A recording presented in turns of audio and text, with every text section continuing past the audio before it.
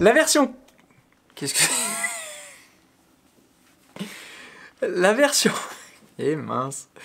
Bon, tant pis. La version courte de la... Comment on fait?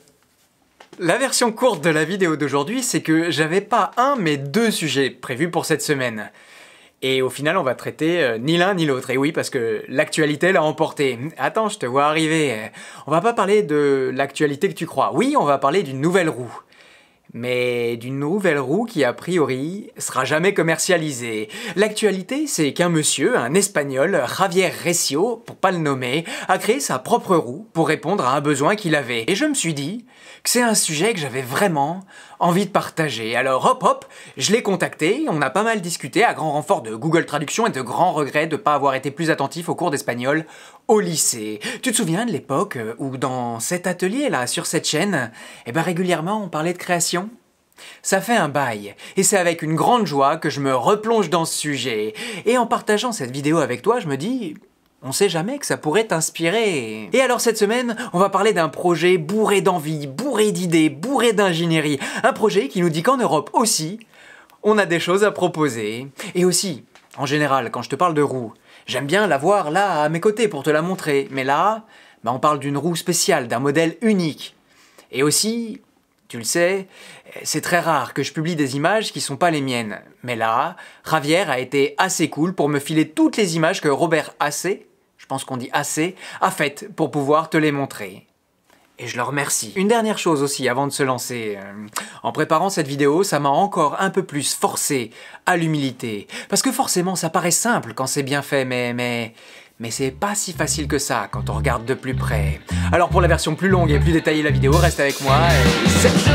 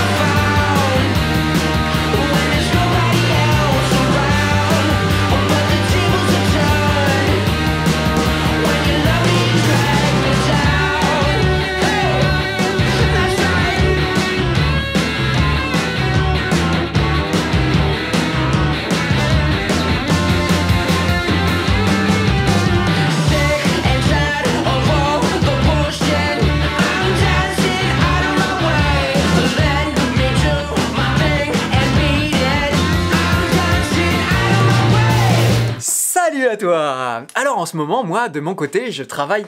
Enfin, je dis je, mais on travaille, salut Julien si tu me regardes, on travaille d'arrache-pied pour te proposer un truc qui j'espère te plaira et que j'ai hâte de te présenter. Par ailleurs, franchement, même si j'adore rouler, et tu le sais, et les dernières semaines, on peut dire que j'ai été comblé, eh ben, je suis super content de passer aussi un peu de temps dans l'atelier. Surtout que cette semaine, il pleut, c'est affreux. Ici, ça me permet de ressortir mes outils et aussi de me souvenir du long processus qu'est la création, de développer une idée d'un point A à un point B pour qu'un projet deviennent concrets. Ça tombe bien, aujourd'hui, c'est un peu de ça dont on va parler. Oui, on va parler de la Recio Wheel, un projet de Javier Recio, qui, un jour, s'est dit, tiens, moi, je veux une roue comme ci, comme ça. Quoi? Elle n'existe pas? Eh ben, je vais la créer. Et oui, comme dit le proverbe que mon père me racontait quand j'étais petit, la nécessité est la mère de l'invention. Et moi, j'ajoute, bah forcément, c'est pas un grand qui a inventé le tabouret. Enfin, peut-être, cela dit... C'était un grand qui avait besoin d'être encore plus grand. Bref, on saura jamais.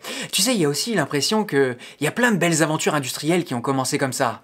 Il avait un besoin, il a créé la solution qu'il lui fallait. Voilà. Tu sais, le fameux « sois le changement que tu voudrais voir dans ce monde ». Mais bref, revenons à notre sujet. Non, mais elle est revenue celle-là. Revenons à notre sujet.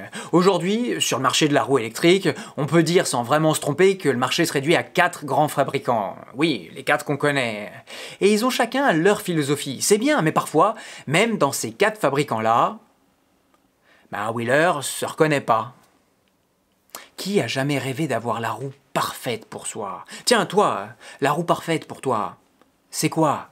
Dis-moi, par ailleurs, souvent dans les vidéos que tu regardes sur cette chaîne, je te parle souvent du pouvoir de la communauté. Mais là, regarde-moi ça, c'est un passionné qui a fait une roue sur mesure pour son usage en off-road. Et je suis sûr que ses recherches à lui, ça servira à toute la communauté. Et oui, parce que je sais aussi que des off-roaders, dans la communauté, il y en a un paquet, alors allons voir cette roue-là de plus près, même si, comme je t'ai dit, je l'ai pas à côté. Alors le modèle que Javier nous présente aujourd'hui, c'est pas le premier, c'est le fruit de plusieurs prototypes, qui donnent ce dernier.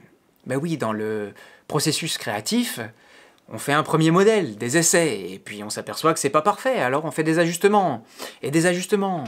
Au bout d'un certain nombre d'ajustements, on s'aperçoit que, on peut passer à une V2 dans le prototype. Et là, il est à la V3 du prototype, et c'est celui-là que je te présente aujourd'hui. À la base, il a pris une GT16 de Rockwheel. Il en a gardé la colonne vertébrale, le moteur de 2000 watts, la carte mère et les batteries de 1500 Wh. L'essentiel, quoi. Et il a fabriqué une monture à son idée, à son avis, à son image. Et ce qu'on remarque en premier, forcément, c'est le châssis tubulaire en acier inoxydable en forme de V, auquel il avait même pensé avant que la Sherman pointe le bout de son nez. La forme en V, en effet, c'est malin, parce que tout le carénage d'avant et d'arrière là qui est sur les côtés, sur une roue, ça sert pas à grand chose. Oui, sauf sur la Sherman où ils ont mis de la batterie partout. Mais là, pour du off-road, ça dégage le pneu et l'angle d'attaque est suffisamment grand pour pas taper la moindre racine ou tomber dans le moindre trou. Et d'ailleurs, je m'arrête 2 minutes sur ce châssis-là, parce que j'ai un grand regret. C'est de pas t'en avoir assez parlé au moment de la review de la Sherman. Oui, sur le moment, j'avais pas anticipé le pouvoir et la praticité de ces barres-là. Tu sais, ces barres de renfort qui font de la roue une roue qu'on peut adapter comme on veut, customisable à volonté. Tu sais, mon sac à dos, je vais te le chercher. Il a partout sur les côtés des attaches qu'on appelle des attaches mollets. C'est un système militaire qui permet de configurer son sac comme on voudrait. Et je vois la puissance de ce système-là. Tu peux vraiment en faire ce que tu veux, ajouter des accessoires partout et à volonté. Tu peux rajouter de la déco, tu peux rajouter des fonctionnalités. On n'est plus tributaire des fabricants pour l'ergonomie de l'objet, c'est ça que je veux dire. On veut plus de lumière, on en ajoute. On veut une béquille à l'arrière, on veut un siège, on veut... y a qu'à. Voilà. Je vais reposer le sac. Et je continue à te parler. D'un point de vue sécurité, on voit que la carte mère a été mise sur le dessus, pour la protéger. Les batteries sont protégées sur les côtés par des coques renforcées. On a un pneu cross de 16 pouces pour plus de contrôle et d'agilité. Puisqu'on est en 2021 maintenant, l'ergonomie c'est important, alors on a un écran avec... D'ailleurs, on n'en a pas un, on en a 2, oui. 2 écrans avec toutes les informations qu'on voudrait apporter, ni trop ni pas assez. On a d'abord le gros compteur de vitesse, un compteur de vitesse GPS. Et puis derrière, on a un petit écran avec un tensiomètre, un indicateur de batterie, un indicateur de température et un odomètre aussi, mais c'est pas sûr.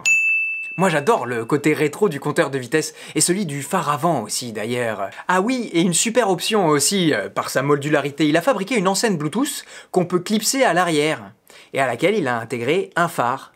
Parce que quand on met l'enceinte Bluetooth, ça cache le phare qui est déjà en place, tu vois. Ensuite on a 2 ports de charge, aujourd'hui c'est presque obligé. On n'a pas de trolley. Oui. Moi, tu me connais, même pour une roue off-road, c'est un peu dommage. Mais encore une fois, c'est pas compliqué de l'ajouter avec les barres à l'arrière. Et puis, il a ajouté une poignée. Le tour est joué. À noter aussi que Javier a pensé à mettre un siège pour les fins de journée bien agitées ou pour les trajets routiers qui mènent à la forêt.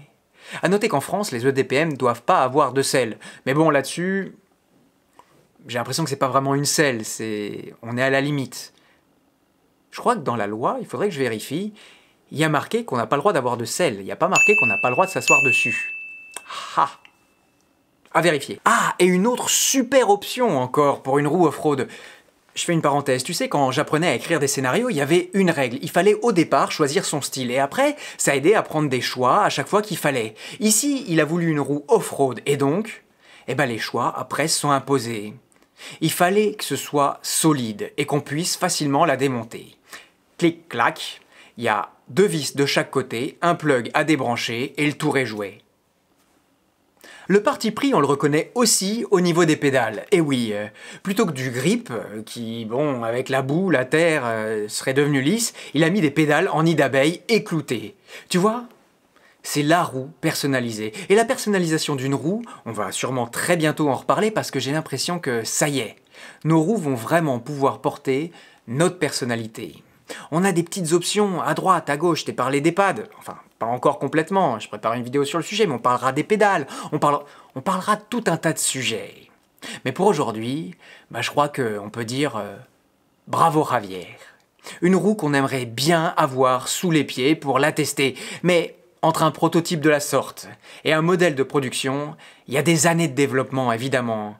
Il faut le simplifier, le rendre à toute épreuve.